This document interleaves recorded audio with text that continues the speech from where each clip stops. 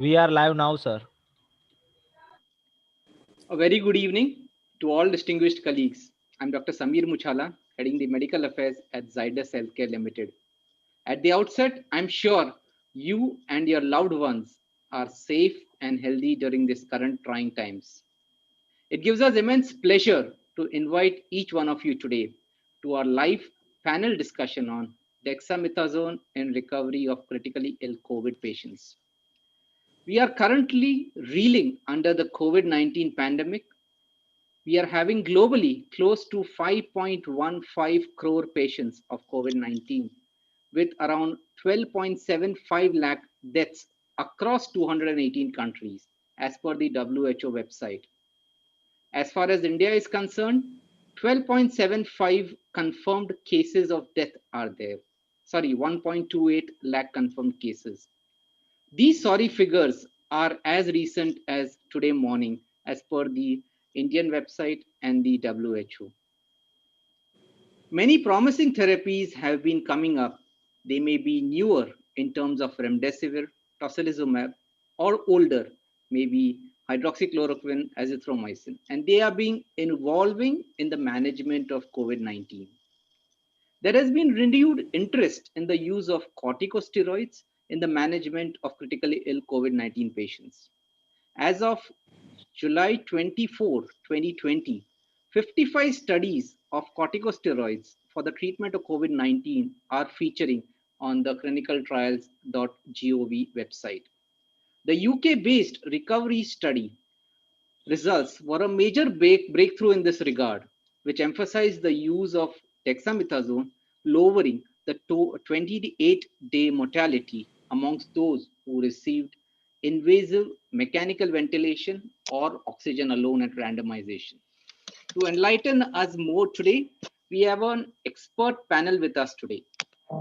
It gives me immense pleasure to introduce our moderator for the evening, Dr. Agam Vora.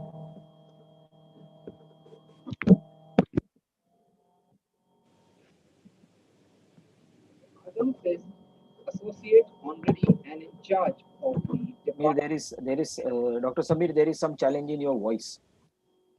Your voice has gone down. Just check out with your audio. Is it okay now? Yes, better. Okay, great. Thank you. Thanks for informing. So, Dr. Agam Vora is associate honorary and in charge Department of Chest and Tuberculosis at the Dr. R.N. Cooper Municipal General Hospital, Mumbai. He is previously assistant professor at the KJ Somaya Medical College, Mumbai. He is the assistant editor, Journal of Association of Physicians of India. He is on the editorial board of Chest India, General Secretary, Academy of Advanced Medical Education, President, Geriatric Society of India, and Trustee, Malad Medical Association. I welcome Dr. Agam Vora and request him to take the academic proceedings forward. Thank you.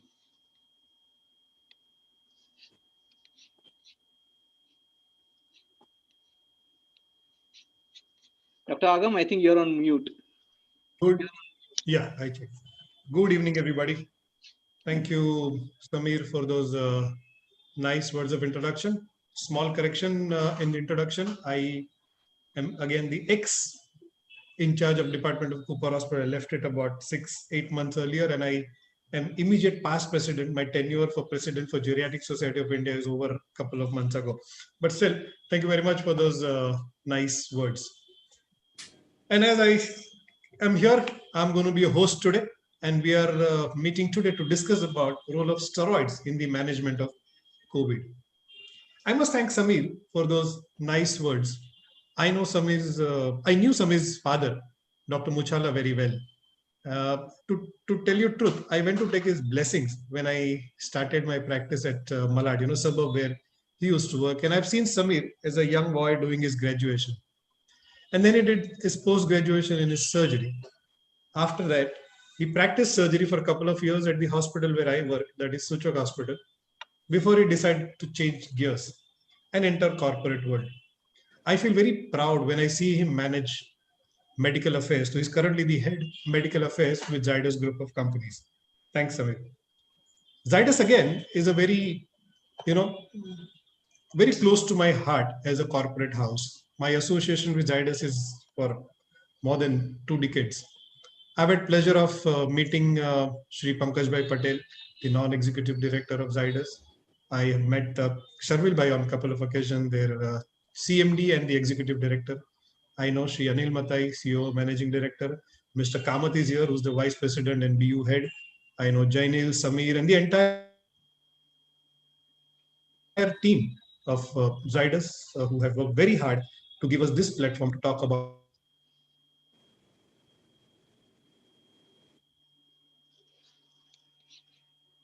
some important Zydus when it comes to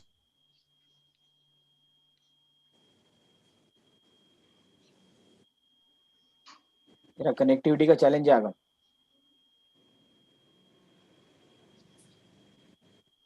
Agam, your connectivity is lost. Samir, by the time Agam joins back, you take over, please. And Samir, can you just unshare the slide so that on, if you can just unshare the slide and we'll be Sure. Yeah, grand.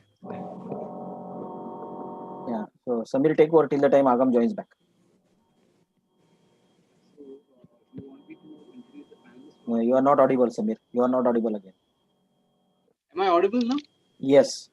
So, in the interim, that Dr. Agam joins us. No, there is some challenge with your audio, Samir. There is some challenge with your audio. Audible now?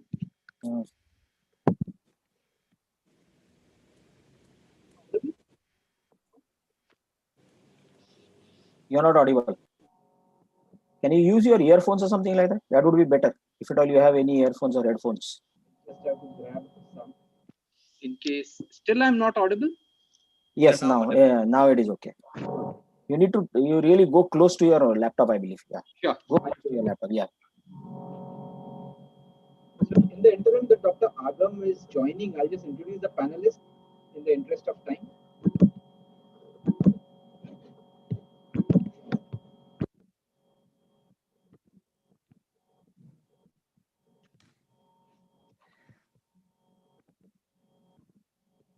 Am I audible now?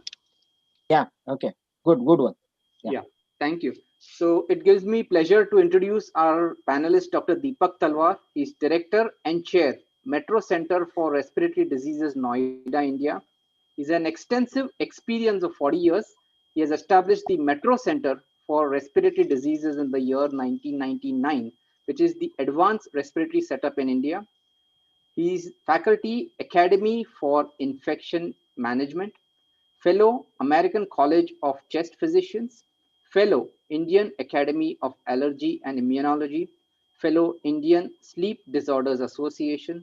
He is speaker at national and international conferences, teacher for postgraduate and fellowships in pulmonology and critical care, and he has over 80 publications in international and national journals. I welcome Dr. Deepak Talwar. Dr. Rajadhar is Head of Department Pulmonology, Fortis Hospital, Kolkata, Director, Research and Education, National Allergy, Asthma, Bronchitis Institute, Kolkata, is the Indian representative for the ERS, Honorary Executive Committee member, Indian Chest Society. He has 46 international and national publications along with 12 book chapters. He is abstract reviewers for ACCP till 2017. He's currently involved in 12 international and national research projects. He's examiner for the MRCP both in UK and in India, and he's coordinator for the first DNB courses in Kolkata for the last 3 years. I welcome Dr. Rajadhar.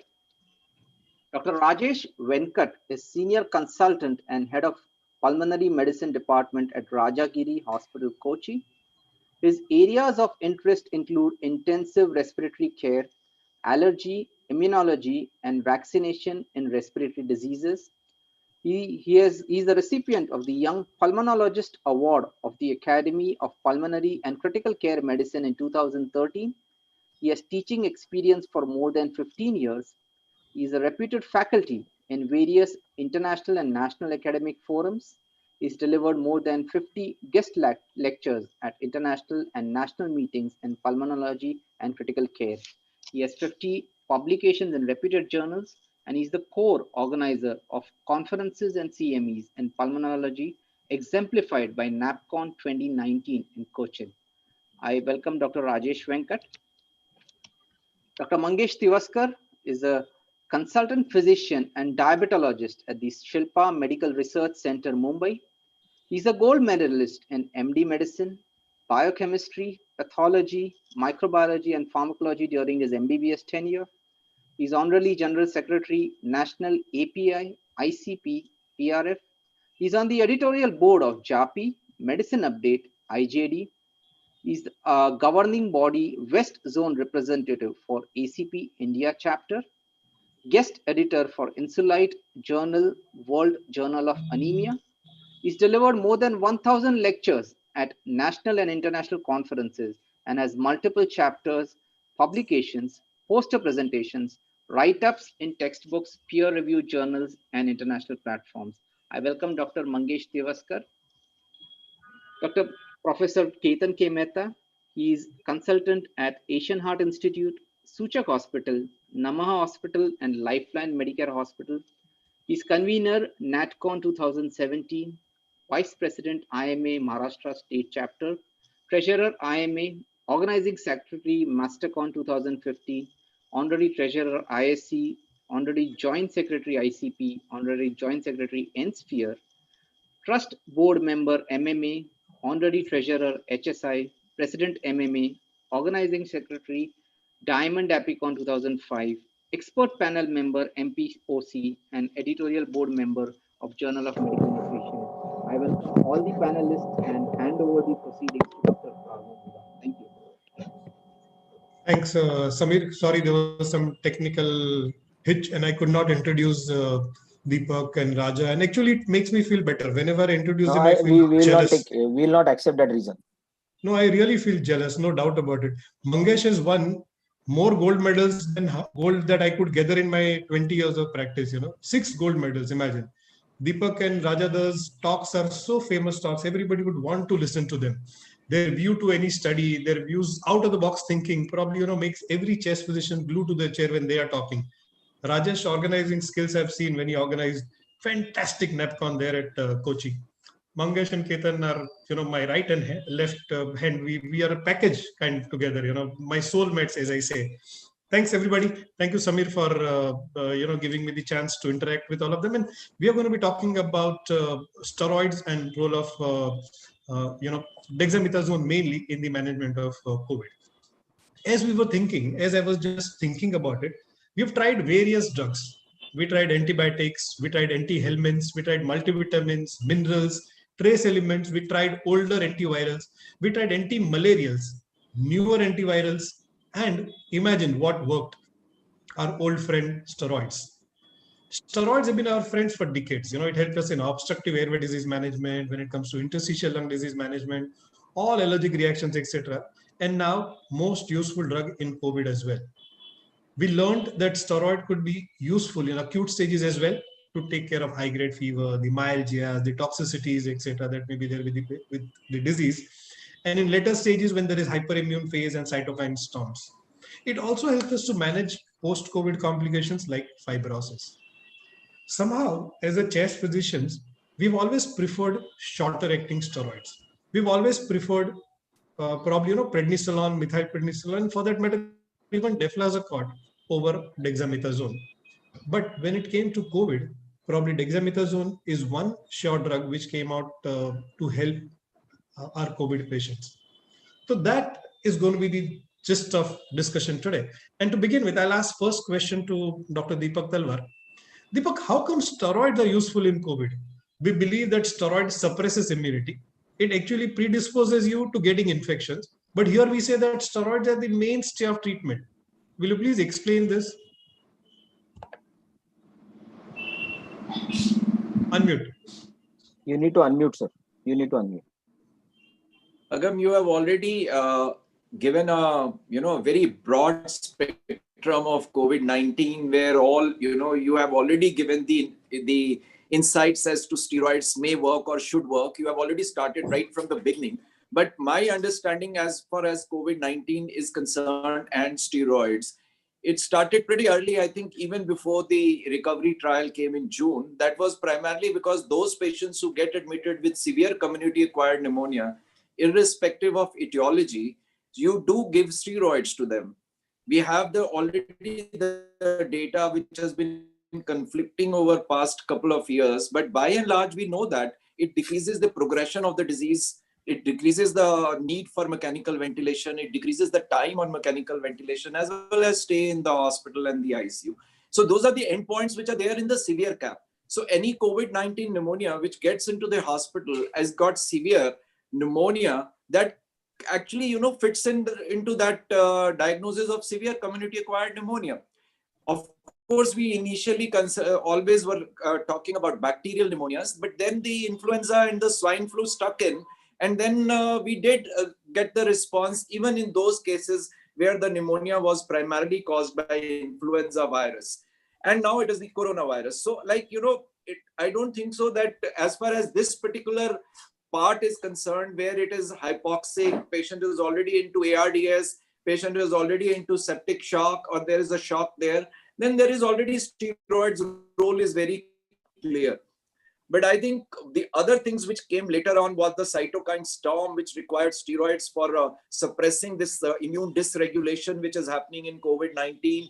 And then finally, as you said, in some cases where prolonged protected illness, which is very debilitating to the patient, primarily because of the COVID-19 effects, is where the steroids is. So I think, the question comes that how come steroids in the viral disease? So that's something which everybody will ask for, that when you talk about viral disease, you want to use antivirals. Why do you want to use steroids? But it is primarily the immune response which is causing the symptoms and the destruction in the lung. Then obviously you need it. Very rightly you said, when you are left with organizing pneumonia, we know that we treat organizing pneumonia when it is cryptogenic with steroids only. And once the phase has reached where it is just pure organization, then you need to suppress that. Then you need to use steroids for that. So I think the only question was that there is so much of a big spectrum that there is a confusion when, where, how, which, and all those kind of things, which I am sure other panelists will make much better comments than me. No, that's a perfect point. Fantastic. Raja, now, suppose if we use steroids in this patient, don't you think it increases viral multiplication, replication, as we say? Suppose if I use steroid, there'll be more viruses, there'll be more multiplication, probably disease will be more severe. How would you explain us this particular? So thanks, Agam. Thanks for having me here. So I'll start off where Deepak finished off. So I think when we think about this disease process, or like Deepak said, any viral disease process, you think of it in two different phases. You think about the viral replicative phase, and then you think about the inflammatory phase of the disease, the immune response phase, as Deepak very rightly put it. So when you have the viral replicative phase and you start steroids, you worry that the steroid might cause immunosuppression and hence increase viral replication in the upper airway. And hence in patients with mild disease, patients early on in the disease process, patients who are non-hypoxic, you wouldn't think of putting them on steroids straight away because you're more worried about viral replication increasing in this group of patients. However, when patients become hypoxic, understand that patients, more than viral replication, it's the inflammation, it's the hyperimmune response which is causing the hypoxia in these patients. And hence, suppressing this, trying to reduce the inflammatory load in the lung becomes of greater importance as compared to viral replication at that point, which is why hypoxia becomes a no-brainer when you think about starting steroids, because it's the most potent anti-inflammatory agent that's ever been discovered in the world today. Now take the scenario of people who are beyond 7 to 8 days. So you know that starting from day 1 of onset of symptoms till day 7 or day 8, you have the viral replicative phase. And then you have viral replication coming down and you have the inflammatory cascade gradually going up. So if post 9, post day 10, post day 11, even without having hypoxia, if the patient continues to have fever or has a recurrence of fever or has a CRP which is rising or is above 20, That's a new concept of starting a steroid in those group of patients to suppress the immune response, to suppress inflammation in that group of patients. The recovery data, however, is not about the second category. It's only about the first category of patients where patients are hypoxic.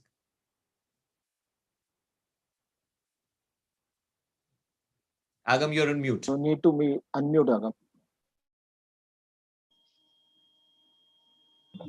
So, Dr. Rajesh, taking it further from Deepak and Raja's comment, in what kind of situations would you start steroids upfront? As I understand, Raja said about moderate to severe cases, but imagine in a mild case, would you consider starting steroids in mild case, and if so, for what indications? Sir, in mild cases, I would have my own reservations in starting steroids. Again, the points which Deepak sir told and Raja sir told, I would again cling on to that. It's an excellent anti-inflammatory drug, and inflammation plays a very key role in the damages that are caused by any viral pneumonia that per se, and even coronavirus pneumonia. So the situation or the timing of starting would be pretty crucial. And second, another thing that I would suggest is, if viral replication and the concern of worsening viral replication by immunosuppression is a big concern, then probably along with antivirals, I feel one will take care of the viral replication and the second one will take care of inflammation. So that would be a rationalistic strategy in someone who is hypoxic upfront, say day 2, day 3, where you feel a lot of viral replication is going on. At the same time, the patient is hypoxic also. That seems to be a reasonable strategy. Now, otherwise, if someone has very mild disease, I probably would reserve starting steroids in that particular person. The second would be that although the disease is mild, he is going into a recovery phase with a lot of organizing pneumonia, potentially which can progress to fibrosis. That is one stage where I would think of starting steroids even with mild disease. Great, fantastic. So before we move further, Ketan, I want you to probably enlighten us, or for the benefit of all delegates who have logged in, just tell us about how do we look at this mild, moderate, and severe disease. What is mild COVID? What is moderate COVID? And what is severe COVID? Because we are talking about introducing drugs in various stages of COVID. So will you tell us about mild, moderate, and severe, how they are defined? Yeah. So thank you, Agam. Now we know that first of all, what all the three other panelists have very nicely said about, and that is very important thing to understand about the just two phases of the illness. The first one is what everybody said is the viremic phase. That is when what the virus is doing to the body when it enters inside. And the second phase is the immune phase. That is how does the body responds when the virus has entered inside the body. Now, this can be divided, patients presenting with upper respiratory tract infections, which are usually milder ones, or even if it has entered into the lower respiratory tract, if there is no tachypnea, if there is no breathlessness, if the saturation is maintained above 95, that means they are in the mild variety. The people who have got the slight tachypnea, the respiratory rate has increased, they are feeling or getting desaturated on exertion, or the saturation levels remaining between 90 to 94, they would be on the moderate variety, and anybody whose saturation drops below 90%, which would be definitely will be considered in the severe variety. This will be on the clinical grounds. Of course, now we have got definitely documentation in terms of HRCT and the CORAD, of course, the CT score, which is there. And depending on that, you give the severity. That is very much important. So we ask, even in the clinical background, every patient having a pulse oximeter, checking the saturation levels along with the symptoms, and you can make out whether the patient is in mild, moderate, or severe variety. Thank you. Thanks. So by and large, just to revise what we discussed now, anybody who doesn't have hypoxia or anybody who doesn't have lung involvement probably are all those mild patients. They have most of them do not require any treatment. There are various school of thought. Somebody would prefer treating them with doxycycline, ivermectin. Somebody would treat with favipiravir. And I leave it to your wisdom. You may treat as per the current guidelines, as per your state directives. I'm more comfortable treating most of these patients with favipiravir as of now. But probably, that depends on your guidelines. When it comes to moderate to severe disease, that means anybody who's got respiratory involvement, anybody who's got hypoxia at rest, or anybody who's got hypoxia on exertion, probably are those patients. And they have, if Ketan said you have their CT involvement, CT scores available, if they have CT scores of above 8, you know that most of them would require a kind of hospitalization. Most of them would require steroids, that is anti-inflammatory drugs. As Dr. Raja discussed, there are two phases. There is viremic phase, and then there is a hyperimmune phase, and steroids are the mainstay of treatment when it comes to managing this hyperimmune stage. Mangesh, let me ask you this question. For the benefit of, again, for the information, Mangesh suffered from moderate to severe COVID, and he was hospitalized. He took favipiravir. He had a CT score of about 9 or 10. Mangesh, what is 9? 10? 10. 10. Mangesh had a score of 10. Mangesh, would you tell us about your experience, your journey through this COVID? Yeah, thank you, Agam. Good evening, everybody, and wish you all a very happy Diwali. Thanks for having me here, entire Zydus team. Thank you for having me here on this panel. Now, as Agam would say, I am one of the COVID survivors. Of course, it started as usual. You had to, Ray. Who was your treating physician? So it started with, as usual, fever, which was associated with a bit of cough, but it was more of extreme fatigue and weakness and myalgia, and it kept on worsening over a period of time. Ultimately, on day 4 or 5 of my fever, we decided to investigate, and then we went for a standard counts and the CRP levels and LDH and ferritin levels and D dimers. And also, I went for directly a CT scan rather than going for a chest X-ray. And that time I realized that I definitely, even though I never had a symptomatic hypoxia, my saturations were always above 95, even after 6-minute walk test. Also for the routine activities, also I was maintaining around. I could climb up the stairs of the hospital, 2 flights of the stair. I could climb to the hospital, and still my saturations were fairly fine. There was a tachycardia which was present. And then over a period of time, my CRPs went up. Then my interleukin levels, some of the treating physicians, including Agam, thought that, rather than just depending on just a radiological picture, let us find out whether are you in a early cytokine storm, because he wanted to intervene with either remdesivir or with the tocilizumab per se, or monoclonal antibodies. We had a choice of 2 monoclonal antibodies. Either we use itolizumab or tocilizumab. So I was more comfortable with tocilizumab, and Agam was there with me. So we had a long discussion on this. I was already on with favipiravir, including just by the symptomatology of and the symptoms that we had.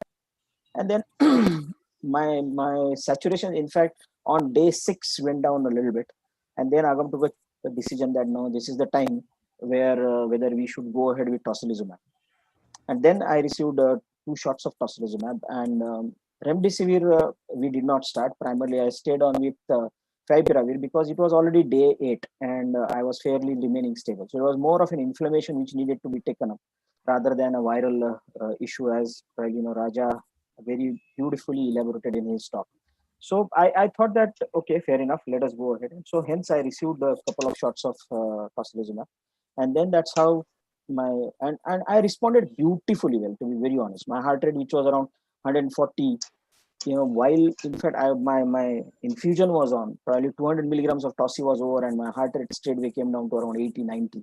My saturation, I felt that my muscles, which were stiff and there was severe body ache, I felt that there's some kind of a relaxation, and that feeling of well-being immediately came. So probably I was one of those lucky ones who responded to tocilizumab effectively.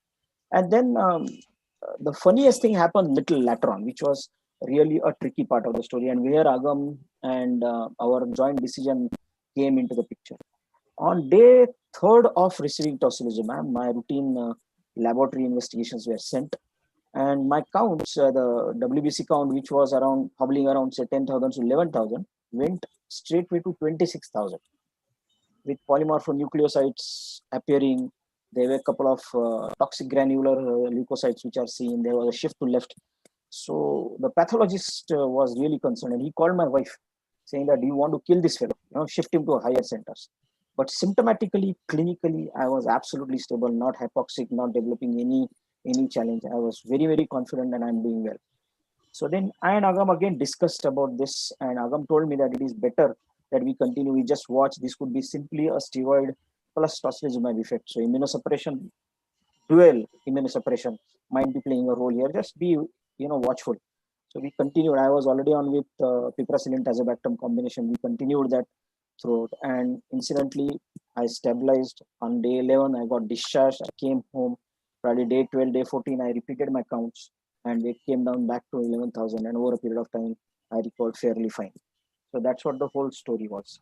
Great. Thanks, Mangesh. So what happened is probably Mangesh went into early viremic phase, and that time he had only mild disease. And that's why he was put on only on favipiravir. But later on, he started developing that cytokine storm where we introduced steroids. And then probably, since he went into early cytokine storm, probably we could give tocilizumab at the right time. Those were the days when tocilizumab availability was a problem, and to procure drug at the right time and to give it right time was a big task. But luckily, all these things happened the way we anticipated, and he recovered very well. So the learning points were that every patient may not require remdesivir. It depends on your drug when to on presentation. Suppose if patient has mild disease, probably the antiviral choice was right according to us now retrospectively when we look at it, and he went into cytokine phase, he went into hyperimmune phase, and that is the time we introduced steroids, went into cytokine storm, and that is the time we introduced tocilizumab, and probably everything went well, and he recovered well. So that's Mangesh story. The biggest learning, Agam, here was, not to react to the laboratories alone. You need to fit in your laboratory criteria clinically. And that's the beauty of having a good treating physician, and yes, I take the credit. Thank you very much for giving me this credit. Deepak, now somehow when it comes to chest physicians, we all are fond of using prednisolone and methylprednisolone. Why dexamethasone is not much popular among us chest physicians?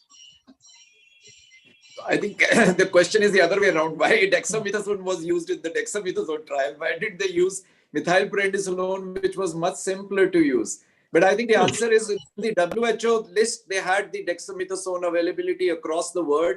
They wanted lots and lots of centers, and they wanted in fact, that the trial went with an idea that it will have a positive impact. And the positive impact will be passed on to third world countries, where decadron and dexamethasone will be available and cheap. So, and despite that, which was one of the major reasons they took dexamethasone and calculated its dose, which was, I think, a lot of analysis was done to choose the right dose. But despite that, if we look at the data, 9% of the hospitals in the UK did not have dexamethasone even available. Yes, absolutely. Yeah, absolutely. He is right. So we are not happy with dexamethasone. I think the dexamethasone is one steroid which is happy-go-lucky with the neurologist. And all the time they will use dexamethasone as the first drug to be utilized. And I think if I consider when I used dexamethasone, I think, Agam, you were not even born at that point of time. That was in 80s, actually, when we were using dexamethasone, because that was the only steroid available. Even hydrocortisone was not available at that point in time. So we were using dexamethasone even to treat COPD acute exacerbations at that time. But I think the availability and the cost are the two main things. But the effect of dexamethasone, which is longer acting in comparison to all other ones, is also one of the factors which perhaps is the one why we do not wish to use it so frequently. The cost of the therapy. Raja, I remember somewhere that somehow dexamethasone is not a very good bronchodilator when it comes to use in obstructive lung disease. Do you agree to this? So, Agam, I was just going to say that Deepak has made your day today by saying that you were not born in 1980. So that's ish. So young. So, the other thing, as I wanted to add to what Deepak said, just on the same lines, is that England is one country, UK is one country where it's actually a challenge to get methylprednisolone. And that's probably one of the reasons why, because of which the steroid used in the trial was dexamethasone rather than being methylpred. So I don't think there is any head-to-head study, Agam, which shows that the bronchodilator, the anti-inflammatory effect of one steroid is more than the other. I think there's data that the mineralocorticoid action of one steroid might be greater than the other. The fluid Yes. properties might be greater. But as far as potency is concerned, I don't think any head-to-head trial has shown that one is more potent than the other. So I wouldn't believe it when people say that dexamethasone is a less better anti-inflammatory or bronchodilator, put it whichever way you want, as compared to the others. But I completely agree with Deepak. I think the reason is the longer duration of action, the longer half-life.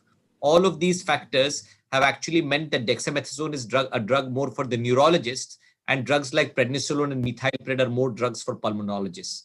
I don't think there's much of a potency or action explanation for why we use prednisolone or methylpred. Great. Really, effective action. Right, the onset of action is much quicker with methylprednisolone and probably prednisolone over dexamethasone. Okay, taking it further from here, Ketan, how are these steroids different? What are these glucocorticoids and what are these mineralocorticoids, and how do you choose from them? When do you use mineralocorticoids? Okay, so now, basically all these steroids, when they come, so they will have a little of plus minus of mineralocorticoid potencies which will be there. And depending on their mineralocorticoid efficacy or the effect, there will be a fluid retention or electrolyte imbalances or little bit disturbance which can happen with this. So that is one aspect. Now, when you choose, as Dr. Raja has rightly pointed out, whether we are talking of deflazacort or whether we talk of prednisolone or whether we talk of dexamethasone or methylprednisolone, we need to see and compare it is the equipotency dosage. Now that is very crucial.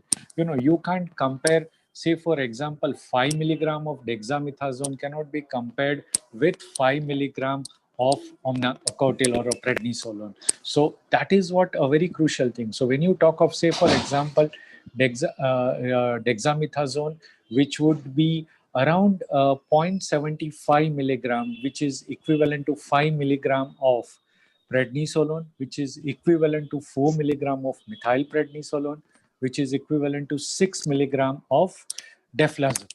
So then you need to choose the equipotency dosage when you are changing over or switching over. That is one. The second factor would be, as Mangesh has mentioned, about the onset of action. Now, of course, which is the fastest with methylprednisolone, and which is definitely like omnacotil or prednisolone, which is a shortest duration of action, and the dexamethasone, which has got a little delayed onset of action, and along with that it is a longer duration of action. So it is basically the pharmacokinetics which will be vary, but the pharmacodynamics at the end would be by and large would be the same in that. Great, thanks. So Mangesh, what do you think in the equipotent dose, what Ketan was saying, say somewhere 4 milligrams of methylprednisolone will be 5 milligrams of prednisolone, will be 6 milligrams of deflazacort, will be somewhere around 750 micrograms of dexamethasone. That's the comparative dose, as I understand. Do you think in the equipotent dosages, they will have the same safety profile, or they have a different safety profile? The side effects could be different. No. In fact, absolutely. I completely agree with what Dr. Ketan said. Is this that as far as their pharmacokinetics, pharmacodynamics, pharmacological effects are concerned, they are going to be the same effect. The only thing is how quickly you want these effects to be. You want them to execute their results, and depending on that, probably you may decide on the type of the therapies that patients have. Probably you may say that the shorter acting steroids or ultra rapid acting steroids might have little more fluctuations if the patient is diabetic, and they may have little rapid rise of sugars or something like that. But barring that, as far as the effectivity, as far as their potency, as far as anti-inflammatory drugs are concerned, they are by and large similar. I think I want Samir, you to answer this question.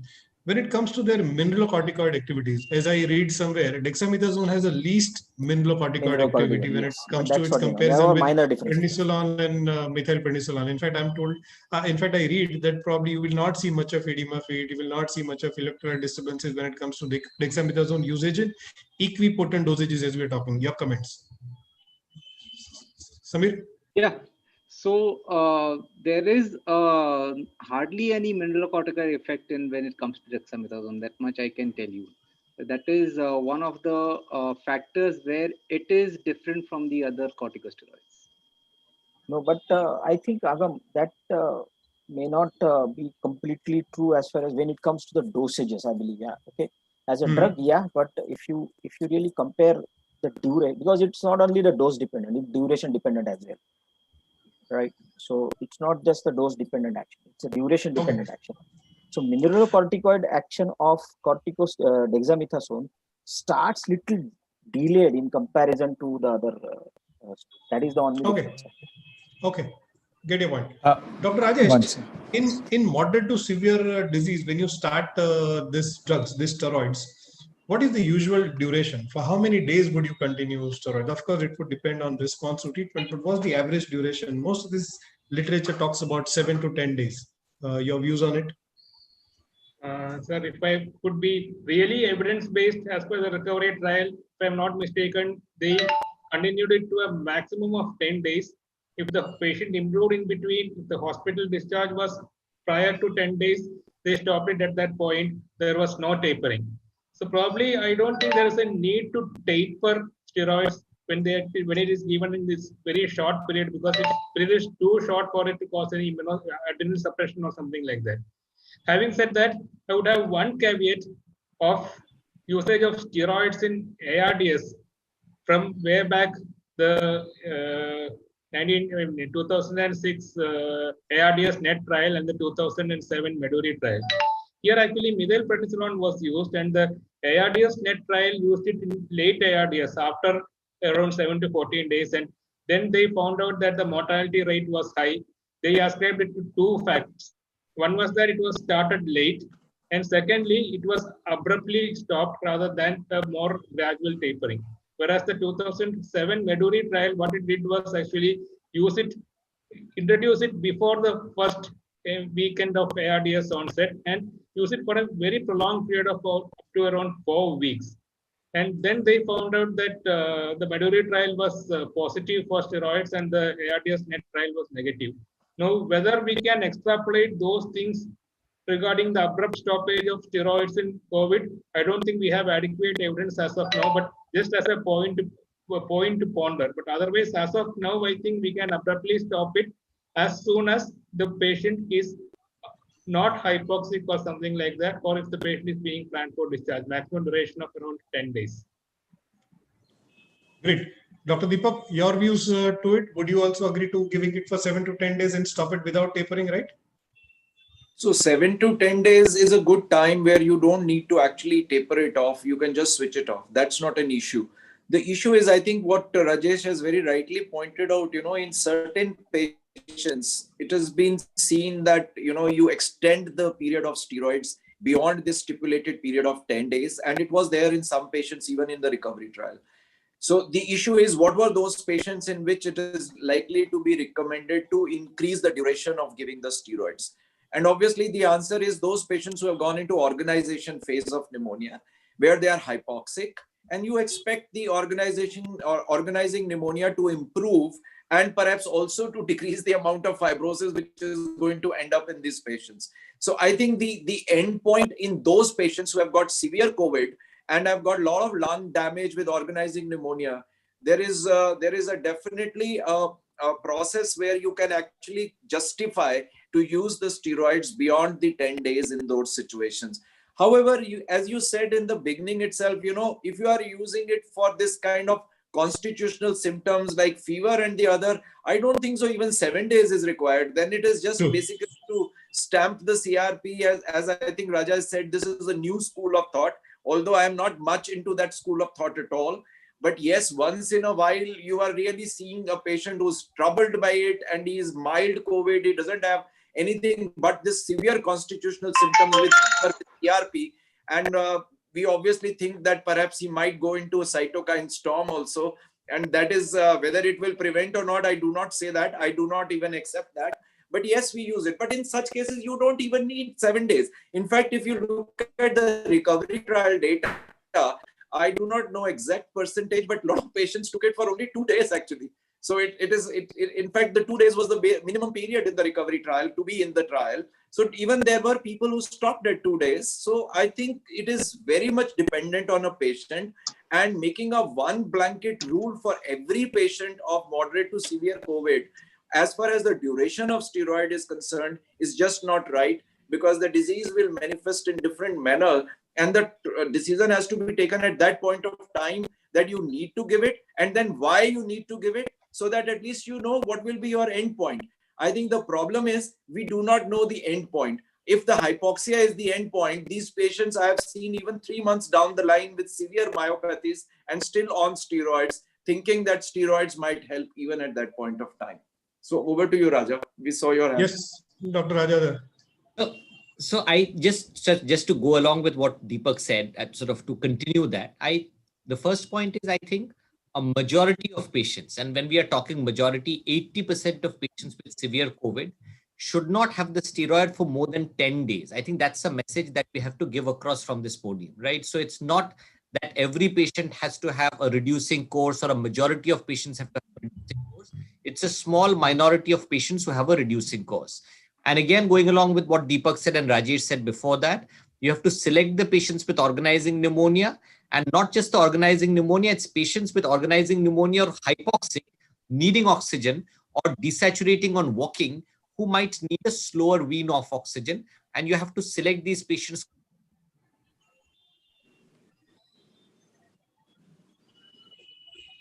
cautiously, and they should take back the sort of go back to the point that I mentioned a little while ago, Deepak, which you mentioned. So I learned this from Dr. Guleria about a patient who sought a bit of advice from Dr. Guleria, and I had a discussion with him, and I have really been talked, I was very anti-steroid in patients who are not hypoxic or don't desaturate on walking.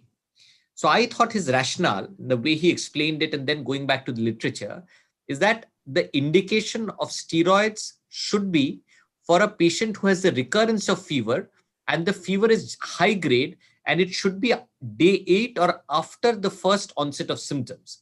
And I think each of this is important. You don't give the steroid for constitutional symptoms, a bit of fever, myalgia, body ache on day 3 or day 4, unless the patient is hypoxic with it. On day 9, day 10, if the fever comes back, and it comes back significantly, and the patient had significant symptoms, but no hypoxia, you may, and may is an operational word here, you may consider the use of steroids in this category, taking all the precautions that Dr. Talwar talked about into account. We don't want to give it to everyone across the board, even in this category of patients. Great learning. The take-home message is steroid is not for everybody. Mild patients will not require steroids. You may come across a specific situation where a patient may be extremely toxic, though in mild severity. There may be intractable cough, or there may be fever which is not setting. You may use it for a short duration. You don't need to taper steroids there. You may use it for a day or two, and you may safely get away with it. But a specific situation is when there is a hyperimmune stage, or when there is a cytokine storm setting in, which classically comes up after 5, 6, 7 days. And that is the time you use steroids. You use steroids for about 7 to 10 days on average. Of course, depending on case, you may stop it early or you may continue it later. Average duration is about 7 to 10 days, and you don't need to taper, you can stop it. Anybody who requires steroids for longer than 10 days, you need to find out, and you need to be sure for what indication you are giving. As was discussed earlier, it may be fibrosis setting in, and you may be using it for organizing pneumonia for, that is developing in that patient. And there the indication and durations are different. But most of this hyperimmune stage or cytokine storm would end by 7 or 10 days, and you may not have to continue it beyond this.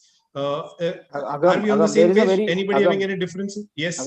Very interesting. I don't know how many of all of these people have noticed. In a recovery trial, if you really go back and find out the data, you will find out that where the steroid was used in a non-hypoxic patient, the outcome was not favorable. There was a very clear message which was there in recovery trial. Yes, and in fact, if you see recovery trial was for all elderly people. Yes. It was all 60 plus. Yeah, 60, and that means average age is 60 plus patients, and they were receiving all possible therapies. But anyway, that apart. Mangesh, I have a question for you now. Tell me, is diabetes relatively, would make you stop using dexamethasone? See, you have a patient with bad sugars. The sugars are fluctuating; they're very high.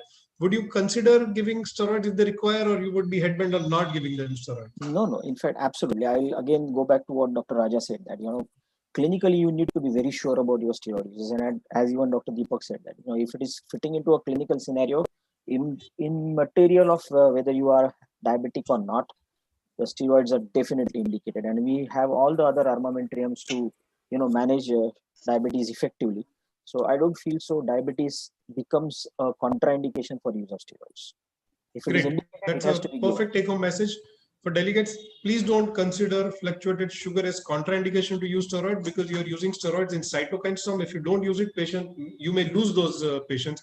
And hence, with proper care, you need to anyway monitor sugars, because you may be dealing with pre-diabetic. Patient may not be diabetic, and patient may have steroid-induced hyperglycemia, though is not diabetic, and those kind of sugar needs to be managed. Ketan, let me ask you this question. Say you don't have say somebody who walks, probably comes to you for the first time. He's that moderate to severe COVID, and you decide and you check the sugars are found 350 for the first time. And if you have to choose steroid, which steroid would you use? Okay. Now, again, there is a misconception that only certain steroids which will have a more glycemic potency and which will raise the blood sugar. But basically, all the steroids will have, the percentage may be vary, as it may be a difference of marginal, which will be like a methylprednisolone, which is most notorious, but each and every steroids is going to cause a glycemic pattern. That is one. And second thing is, so depending on your comfort level which you want to use it, so it should not be on depending on the blood sugar level or depending on the presence or absence of diabetes you are going to choose the steroids. It is the comfort or experience or evidence with the steroids with which you are going to treat that particular condition. You can go and use that. Absolutely. Great. Fantastic.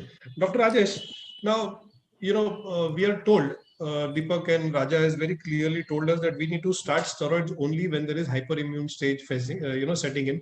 Raja probably told us that whenever there is a new fever coming up, or whenever there is probably, patients further deterioration starts, and you would consider steroids at that hyperimmune phase.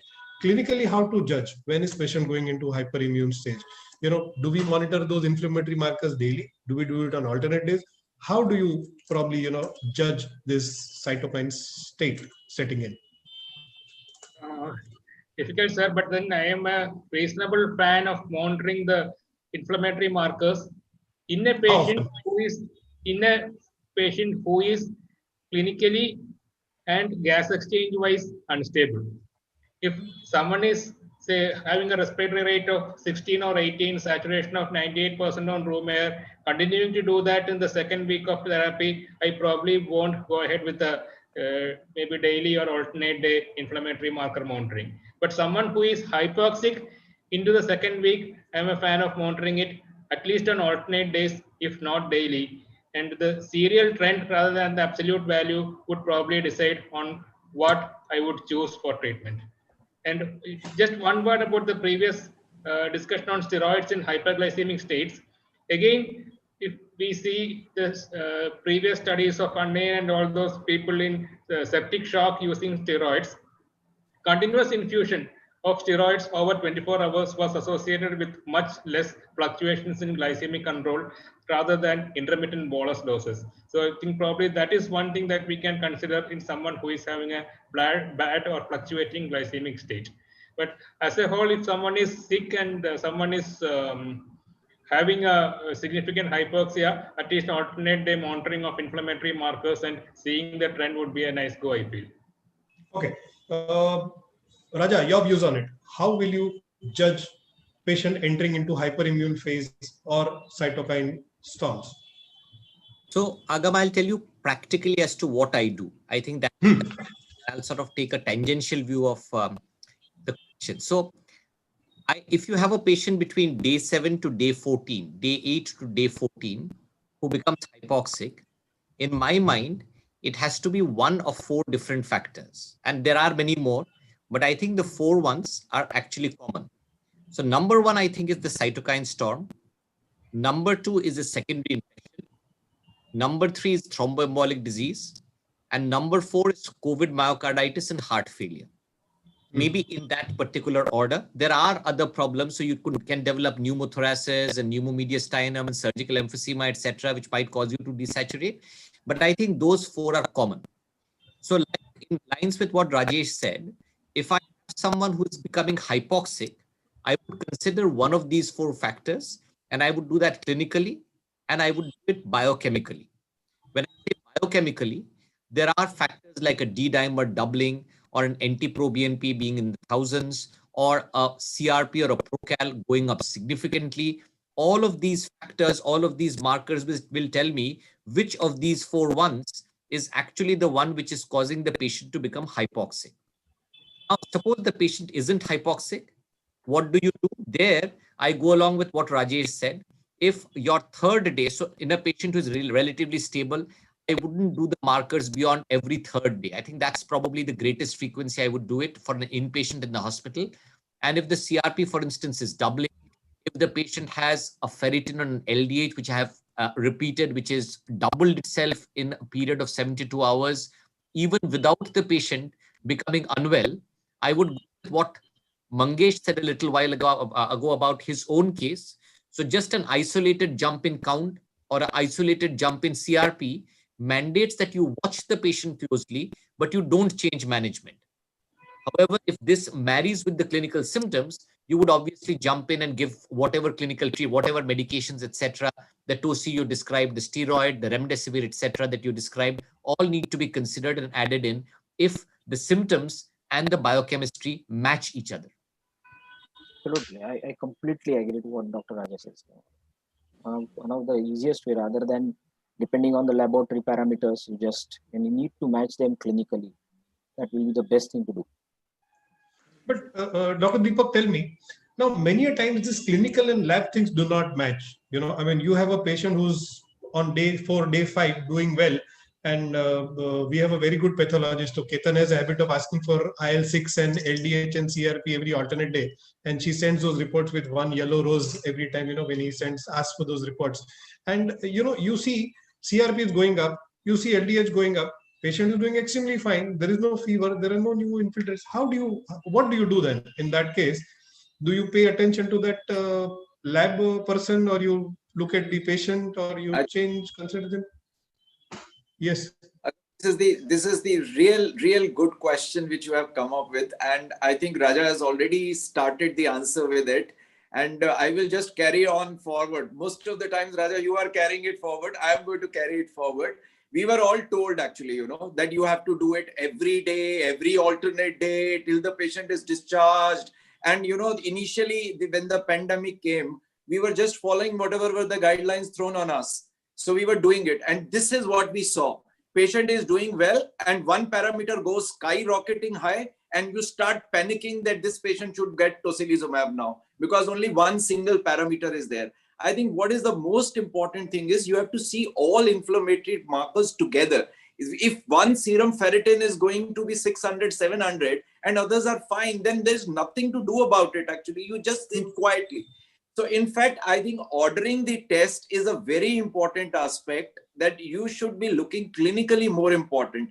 I know that initially when we changed this strategy, we were told, these inflammatory markers are indicating cytokine storm. You are predicting cytokine storm by this, and you are going to stem that cytokine storm by early intervention. But unfortunately, that didn't work.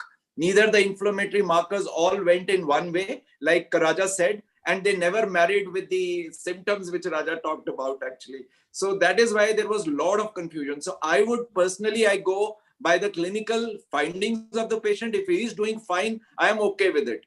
I may do one or two parameter. I will not do all of them. And I think I believe in CRP in more than anything else in the situation. It's a viral infection and immune response is definitely going to be reflected in the CRP rather than looking at ferritin levels and all the other things. I know the LDH also became such a big hit. And we have learned about IL-6, which I think never in India anybody has ever got a IL-6 ever before. Now we talk about other ILs also and tell them people that if IL-6 can become so popular, why not other ILs also?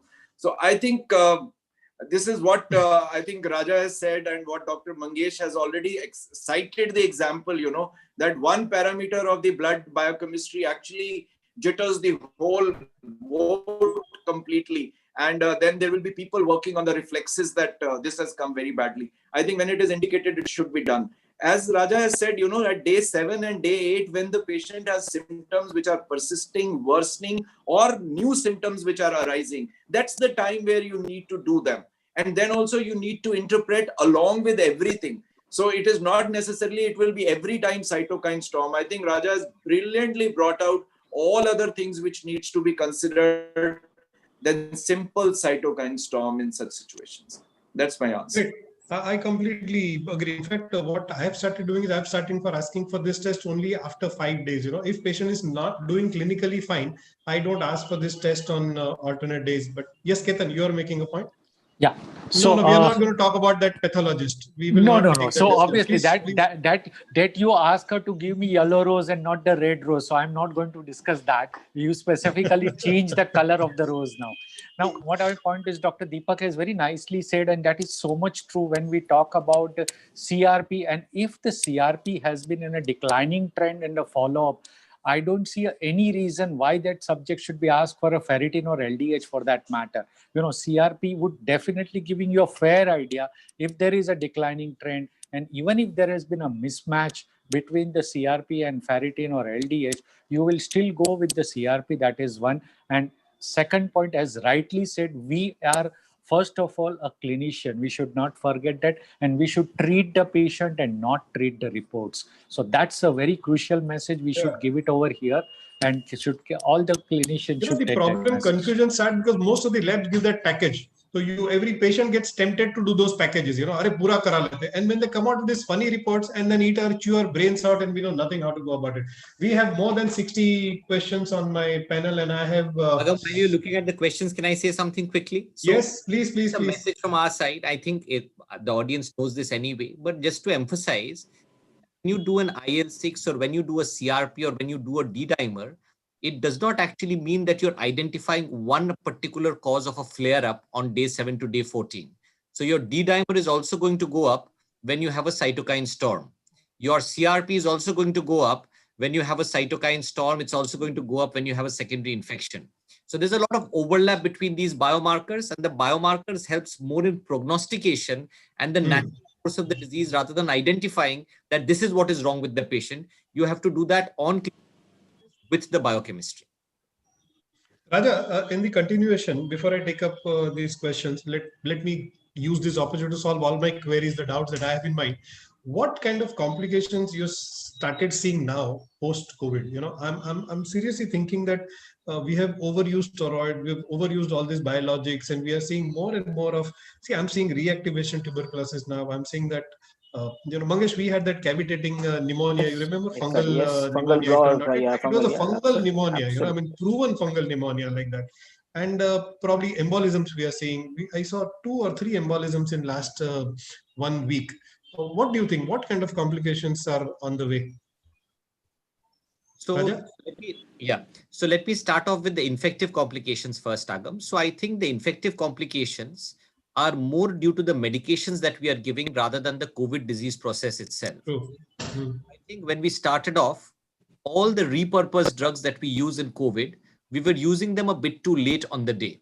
So I think someone on a ventilator or invasive mechanical ventilation data to be given a drug like tocilizumab or itolizumab is actually suicidal. It's like giving a drug to someone to get a secondary infection rather than getting a response.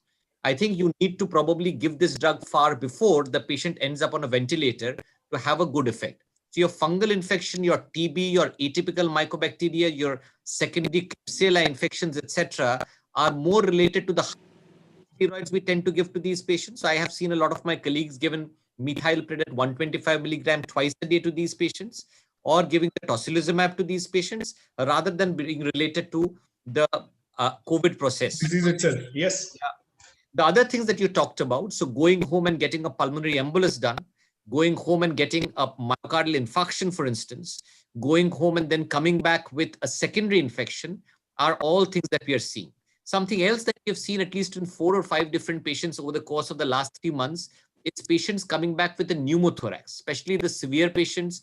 You have seen pneumothoraces on patients who are on invasive and non-invasive mechanical ventilators, but even patients going home, coming back with surgical emphysema, with a tiny rim of pneumothorax, Yes. along with that pneumomediastinum, is something that we have seen in acutely worsening patients with severe COVID pneumonia. So there's a whole plethora of pulmonary complications. We won't go into the non-pulmonary ones because that would be a different meeting altogether. But you're absolutely bang on. Lots and lots of complications which we are seeing during admission and post-admission period also, which is worrisome. Ketan, what kind of cardiac complications do you think we'll see? You think this viral induced myocarditis, etc., can present a bit later as well? Yes. Now, viral myocarditis, which has been known, following any viral infection, again in COVID, this has been known also. So, if at all when it is presenting, it is usually coming up, within, at the 2 weeks only. And sometimes it may be delayed also. So, that is one thing which is there. We have been seeing the acute coronary syndromes, which are coming up. Now, to what extent they are related directly, indirectly, but these are all coming up after 4 weeks, 6 weeks post recovery from COVID. Mangesh would agree to that. And this is what we are seeing, whether it is just a pro-thrombotic state or it is just a pro-inflammatory which is coming up. But we have been seeing in this post-COVID phase, people who come presenting with acute coronary syndromes also. So basically this viral myocarditis and acute coronary syndromes, of course, pulmonary embolism also remains one of them. And here, when we talked about all the tests, I would definitely mention, especially those who are critically ill patients, COVID, pre-discharge, a 2D echo would definitely give, which is usually missed out. Now that is going to help you differentiating to whatever extent with the pulmonary embolism, myocarditis, regional wall motion abnormalities to large extent. So that is one thing which should be done for all critically ill patients, and especially those who are on ventilator. A pre-discharge 2D echo would be definitely must, which probably as of now people are not doing it. Thank you. Great. I'm going to take up a few of the questions. There are questions. We've got a lot of questions from Cuttack, Indore, Ranchi, Pune, and a lot of them have really liked your views, your message, and they are really grateful to you for this, message. And I've got. Can I take up the other questions which are related to COVID, or do we restrict our discussion to steroids? Are you okay, Deepak, Raja? You are the boss. You are the boss. Whatever. I like it. I wanted to listen to that only. Dr. Deepesh Vishwas from Indore wants to ask us a question. How do you find ivermectin's efficacy compared to other antibiotics recommended in COVID? Ivermectin with other antibiotic, probably, Dr. Vishwas. This is like comparing goats with deers. Probably we are talking about different things. How do you rate ivermectin versus favipiravir in terms of clinical benefits and safety profile? When it comes to ivermectin, favipiravir, all these drugs are extremely safe for sure. We have not seen much side effects when it comes to ivermectin or when it comes to favipiravir. Dr. Rajesh, have you seen much side effects of favipiravir? Not really, sir. In fact, I really haven't stopped favipiravir even in one patient because of side effects. Yes, there has been transient transaminitis, maybe transient worsening of uric acid levels, but none of them severe enough to warrant a change of therapy or stoppage of therapy. So that way, I feel it's an extremely safe drug. Efficacy, yeah, I don't know. There may be different issue. Progress, but then safety is almost very well guaranteed. Deepak, you were saying something? No.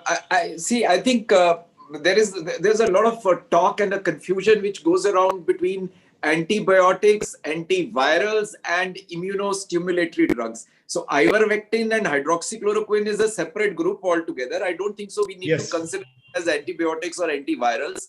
We have antiviral, which is like you said, favipiravir, and we have antibiotics, which is doxycycline and azithromycin. Now, as we had no idea and we started using all these drugs today, if I am a student of science and if I'm asked that, I have to use in this disease, which drug, my answer will be antiviral. Now, the question is, how effective is antiviral? Vis-a-vis ivermectin, hydroxychloroquine, azithromycin, and I think doxycycline. So I do not know, is there any trial which is looking into all of them? No. Now, if we look at basically go back to recovery trial, which was a platform trial in which all these therapies were given to the patients as the other therapies which were going on, except remdesivir, which was not available at that point of time. So I think if you find it, there is no difference at all. It didn't make any difference. So only drugs which were not used in recovery trial were the antivirals, and that was favipiravir as well as remdesivir. So without that, you give steroids, whether you use A, B, C, D, E, F, it did not make any difference at all. And only the steroids make the difference. So that is, I think, a very clear indication that all these drugs are almost of the same value, whatever you want to call it. And if you want today, you want a trial on antivirals with steroids using remdesivir and favipiravir. And that is something which is like we need it, but then obviously considering how difficult it was to perform the discovery trial, it's not going to be easy for us. But the experience, then it comes back to the experience. And I'm sure that there is Raja and Rajesh, both are there. And of course, Mangesh, who's got so much of knowledge of all this that I'm really, sometimes look at myself that I do not know what's happening to me, why I'm not keeping up to Mangesh. I need to do that one day, Mangesh. But you know it that if I am supposed to choose for myself, I'll say I want antiviral. I don't want all these other things which are there. Perfect point. We all began with using this drug, but when remdesivir and favipiravir was made available, I think we've stopped using this combination. So far as doxy-ivermectin combinations are concerned, or so far as hydroxychloroquine, azithromycin combinations are concerned, we are not looking at it as a primary drug for treating COVID. I think favipiravir, most of us would agree that would become your choice of antiviral when it comes to suspect or a confirmed case of COVID. Thank you. But Agam, 1 minute, Agam, can I say one thing just for the sake of all who's yes out here? 90% of the prescriptions which come to us actually they still contain ivermectin, azithromycin, and hydroxychloroquine. Yeah, that's all. 9%. Yeah, true. I think Deepak, the problem is not only do they contain the ivermectin, the azithromycin, the doxycycline, they also contain the favipiravir. Forget favipiravir. They also have oseltamivir there. Yesterday, I got a prescription from Rajasthan, which has got everything possible that one could think of. Imagine there was antibiotic also. Along with this, there was a second generation cephalosporin. So doxycycline, a cephalosporin, ivermectin, oseltamivir, favipiravir. How will that patient take it? I mean, Agam, anyway, I think steroid on the top of it. Yeah.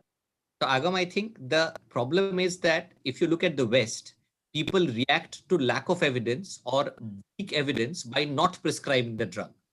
We react to lack of evidence or weak evidence by adding everything together and thinking it's going to have additive effect when you prescribe everything together. I think difference of mindset there. The cocktail effect, yes. And then there are questions about how does Dexona work in emergency cases? This is a question by Ankit Kumar Sinha from Ranchi. Yes, Mangesh? Yeah. The question is, how would Dexona work in emergency situations? Like probably COVID. They are saying that would you not consider using, I mean, the discussion so that it's been on already adequately discussed, Agam, that where and what is the best way of using dexamethasone, and all these reasons will call for it. As a matter of fact, a very clear message was given to you by Dr. Deepak and Dr. Raja that use them, sparingly depending on the clinical situation. Ideally to be using them only in the patients, those who have got usually moderate to severe COVID. Try and use them and match their period of initiation as well. See to it that the patients are truly deserving, and more importantly, react to the clinical situation rather than deciding just on with a couple of parameters here and there. And honestly speaking, I'll tell you that most of them will definitely do well.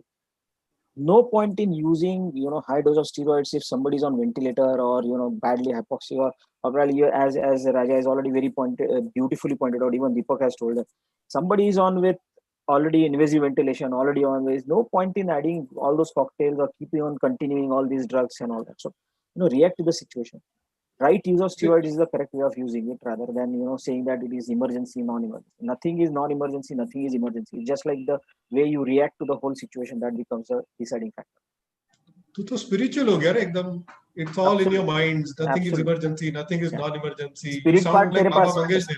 spirit part तेरे पास भेज दिया है. बाकी We have delegates from Kathmandu also, Dr. Yagna. This intellectual, the feeling and the spiritual gain has come after the COVID. घर पे बैठ के सब महाज्ञानी बन गए. Can't you see that hello around me ऐसा करके? Ashwin has a question from Pune and says, AIMS study suggests that preventive dose can help reduce COVID by 73% in doctors with ivermectin. Do you think all doctors, we should take ivermectin? Are there any lovers of ivermectin or haters of ivermectin? Do we have? I am on slide. I have soft corner for ivermectin, so I'm going to probably talk in favor for ivermectin. Yes. Agam, I'll become the moderator. You should take that question. Go on. Yes, I know yes, I have a lot of soft corner for ivermectin. Now, I'm sure none of you like ivermectin, but kya kare? I like it. Thing is, I mean, we went by looking at the safety, the easy availability, etc., those points, and there are enough evidences, observational evidences, of course, across various parts of the globe, which says that population where ivermectin is used probably had a little less COVID, and the dose which are spoken are fairly acceptable.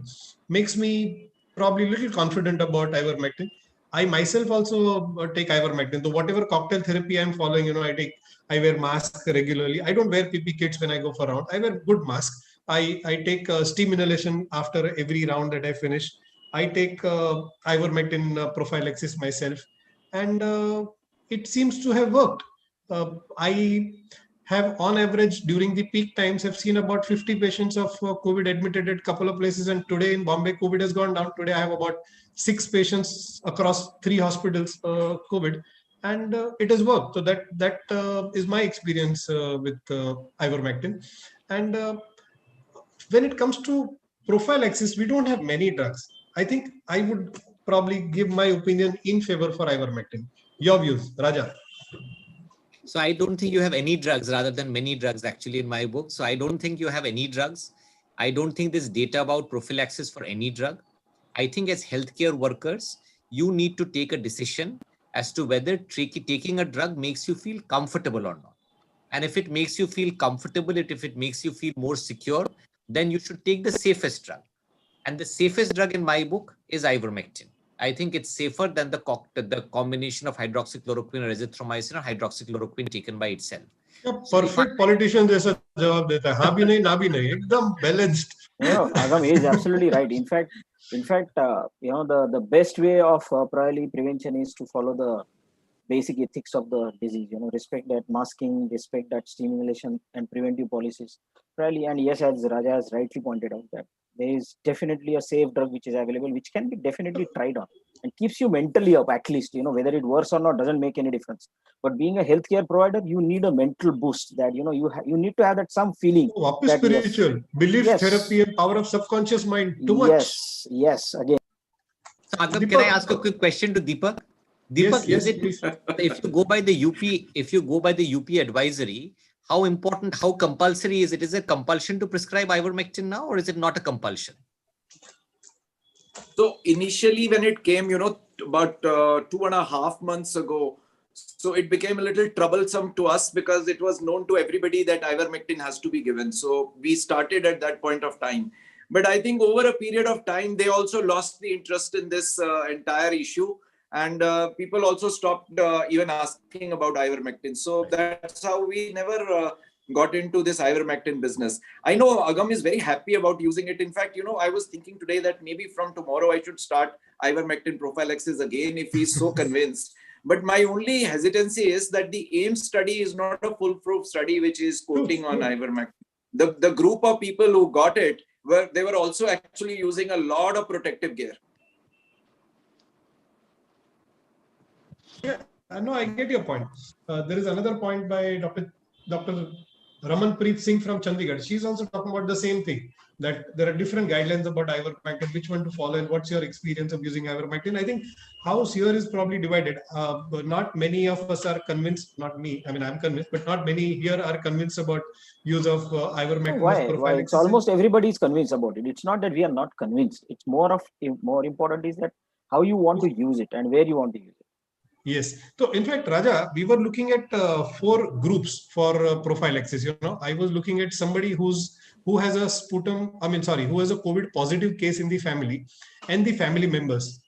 I was looking at a building. Say you have a building where there are 5 cases there, and probably now there is a home lockdown, so these patients are there in the same building.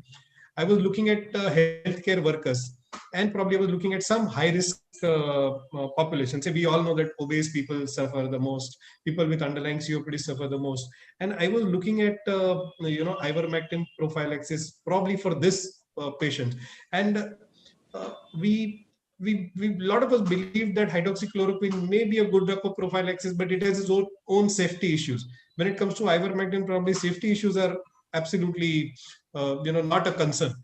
Do you think, would you consider in such populations using ivermectin with whatever evidences we have and whatever everybody's feeling about ivermectin? So I think I would offer it to all these patients, Agam. So I would probably tell these patients, I mean, if they're healthcare workers, then it's fine. It's implied that they would understand, but I would definitely offer it. I would tell them that the benefit that you might get is based on weak evidence. The prevention that you get is based on weak evidence, but it is probably better than nothing. And you make a decision as to whether you want it or not. That's what I have done in my hospital, where we have prescribed, I mean, the hospital policy is hydroxychloroquine, so people have been offered hydroxychloroquine, but that's the tack I have taken. I've offered it to people. There's no compulsion from our side. It's a drug which is based on very weak evidence. And if people take it, if they say, no, it's not something for me, we won't force them to take it. That's my, Great.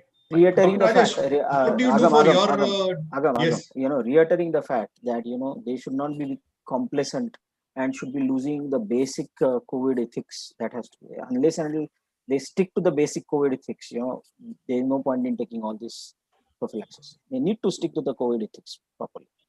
Yes, Dr. Rajesh, what's your department's preventive formula? What do you do for your staff, your juniors, your colleagues?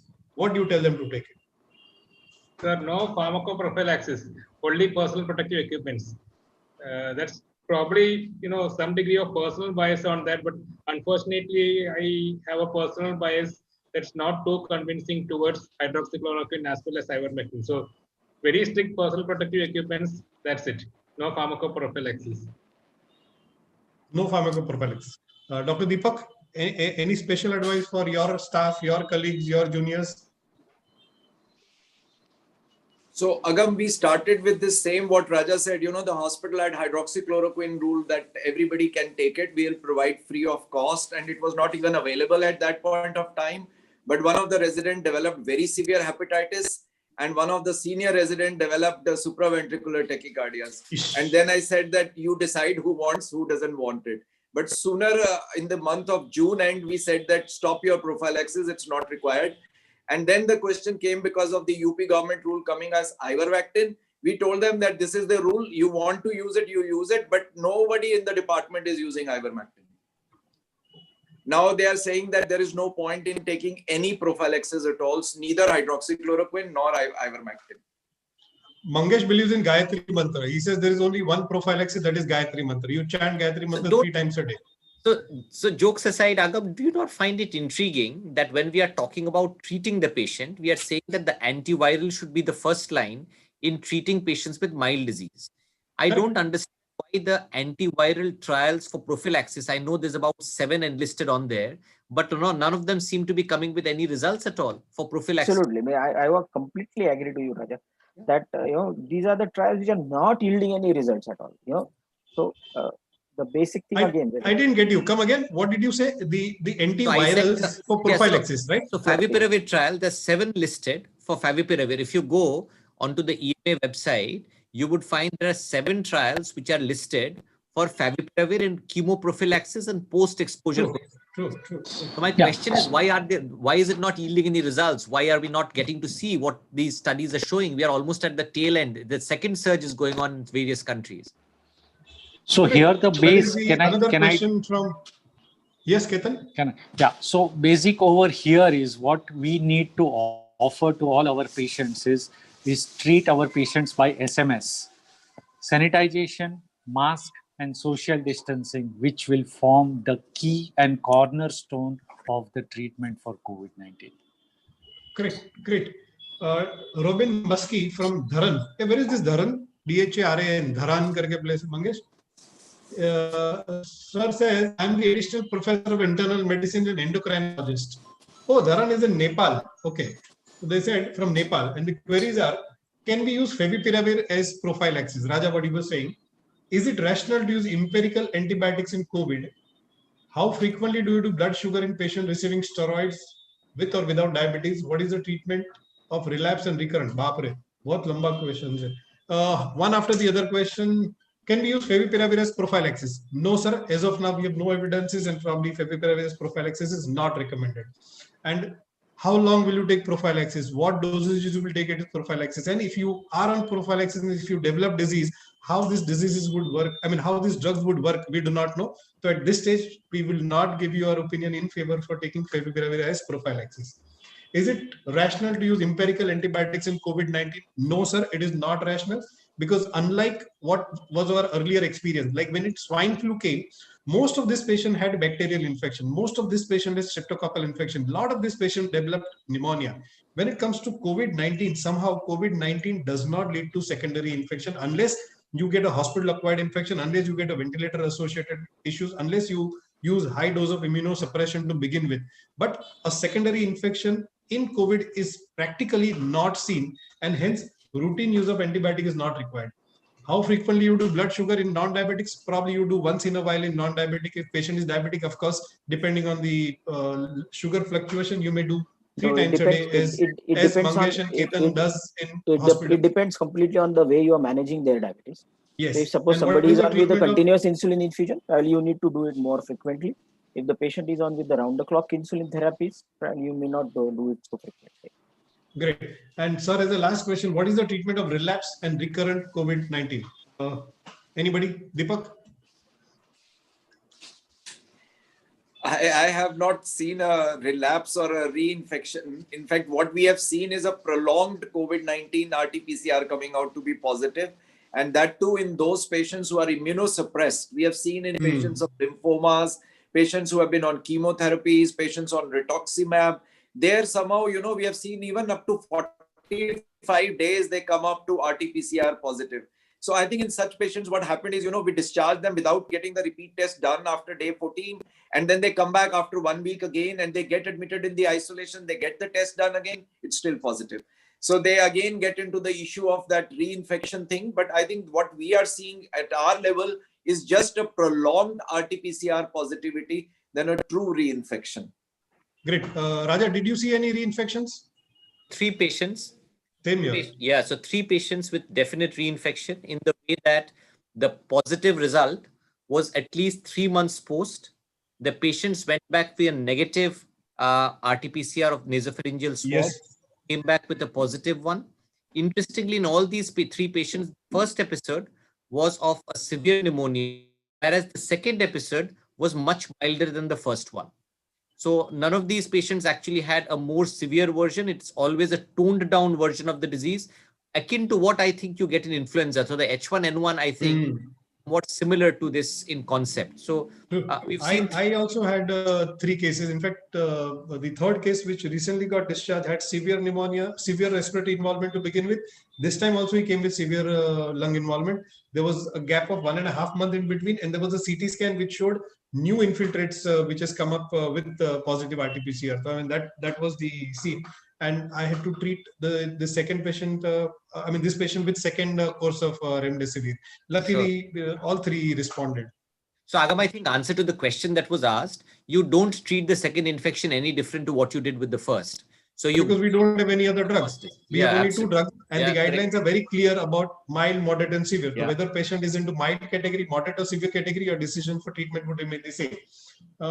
I'm confused with dose regime for ivermectin. So are we. Dr. Harish Negi from Delhi wants to know, sir, everybody here is equally confused about dose regimes of ivermectin. We are confused about use of ivermectin, and then comes about its usage, whether a treatment or as prophylaxis, and then more confusing is dosages. But what I give or what I recommend in my limited capacity is the dosage for prophylaxis is 3 tablets to be taken 72 hours apart.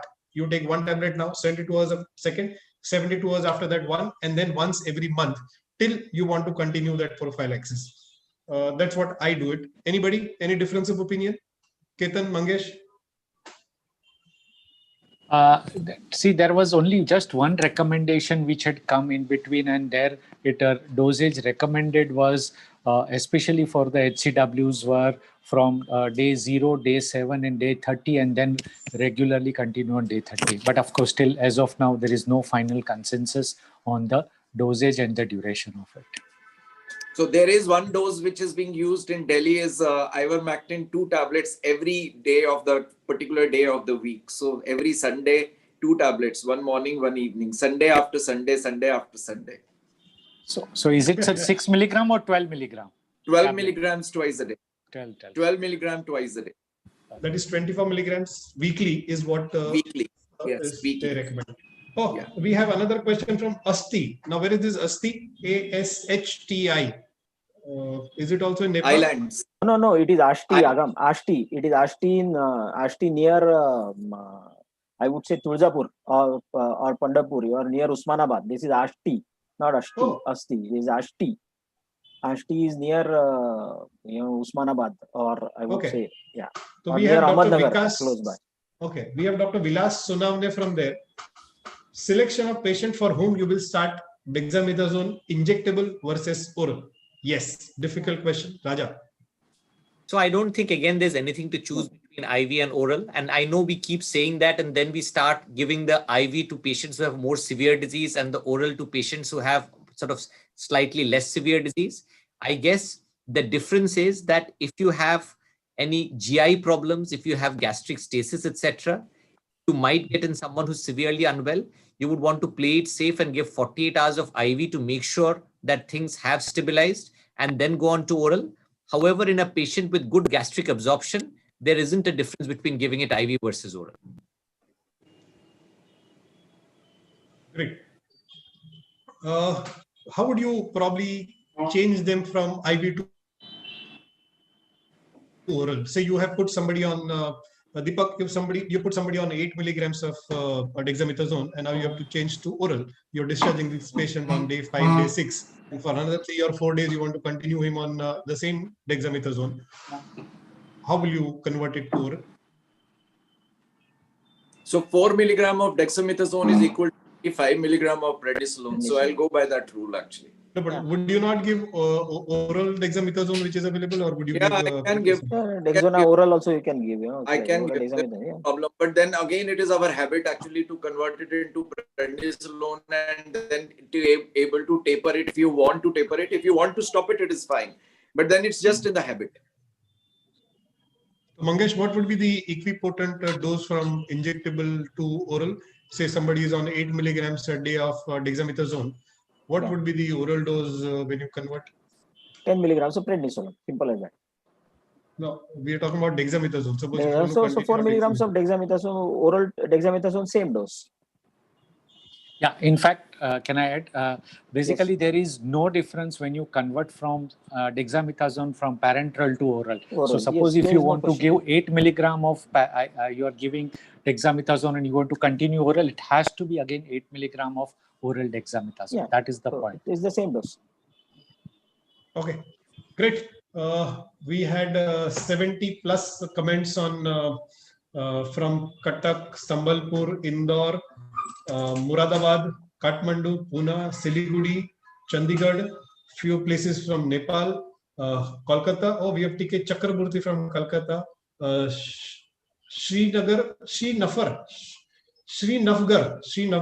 there is a place, Mirzapur, Jhansi, Hirsar, Varanasi, Lucknow, Dibrugarh, Bayad, Hosipur, Kuravli, Tulsipur. Oh, so many patients have, so many colleagues have given thumbs up for the fantastic session.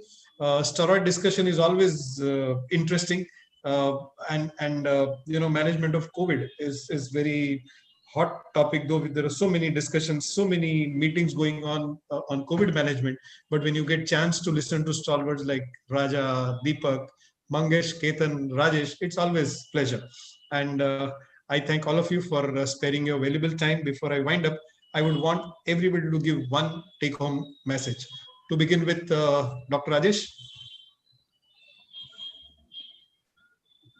Steroids are not for each and every patient with COVID. Use it cautiously in someone who has moderate to severe disease with hypoxia. Great. Ketan? Please don't use steroids in an acute viremic phase. Very important message. Great. Mangesh? Yeah, and believe on low dose steroid therapy. Giving high dose steroids will probably ruin the situation. Great. कुछ spiritual नहीं, एकदम simple message दिया. मुझे लगा कुछ तो बाबा ज्ञान देगा. Raja? So I mean, I think the messages have been given. So I've got one message and one remark, Agam. So the message is that I have seen in this pandemic a lot of people starting steroids at home with the hope that they will not become hypoxic. And I want to give that one strong message that is one thing that is not to be done. I have seen colleagues come into hospital with a severe infection, gone from the viremic phase to the inflammatory phase because they've been taking steroids from day 2 or day 3. And I think that's something which is a given and should never, ever be done. And the other message was, Agam, and the other sort of comment was that it's not people listening to sort of stalwarts like us. It's your moderation which has created a fan club throughout the country. I wanted you to tell me. Thanks. Ek udar raha. Next time I will also talk very, very nice things about you.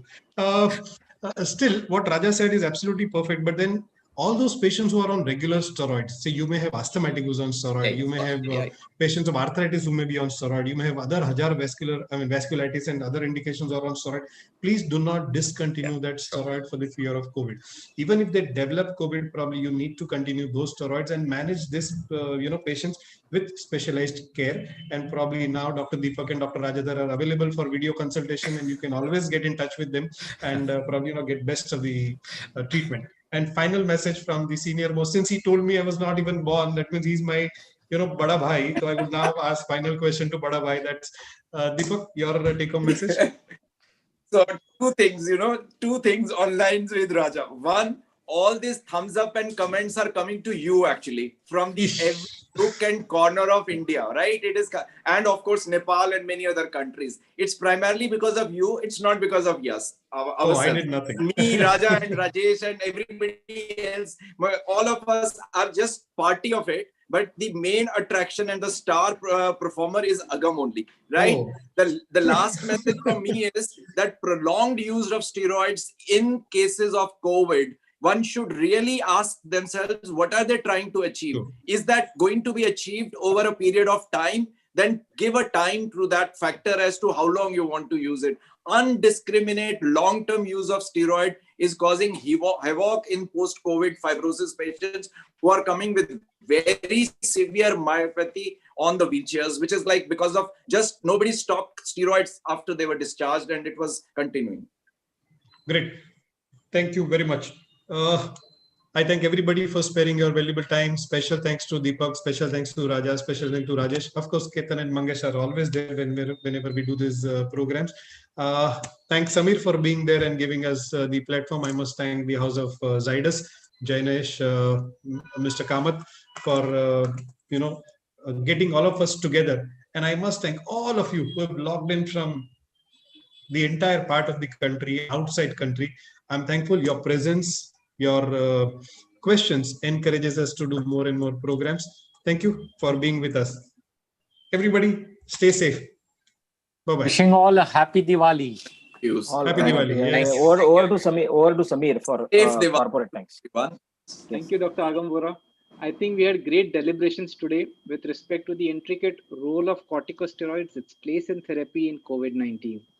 I thank our expert panelists who have joined us from Pan India today, Dr. Mangesh Tivaskar, Dr. Ketan Mehta, Dr. Rajesh, Dr. Rajadhar, and Dr. Deepak Talwar for your valuable inputs.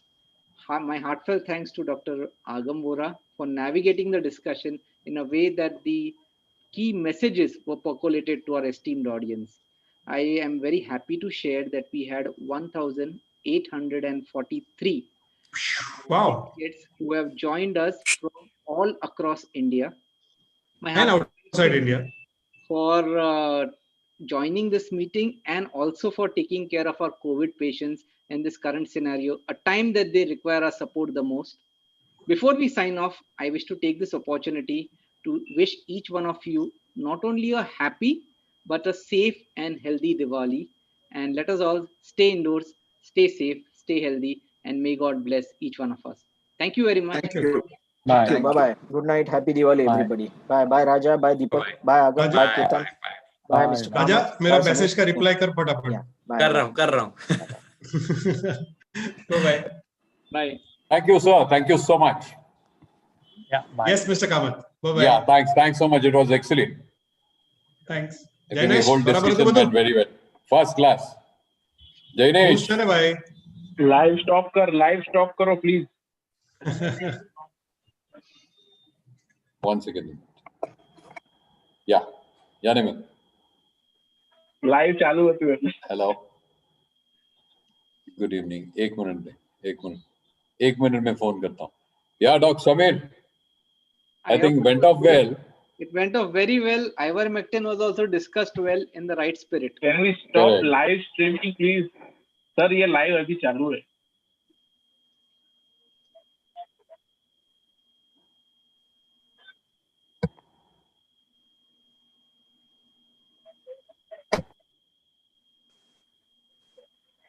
Jignesh, Ravi.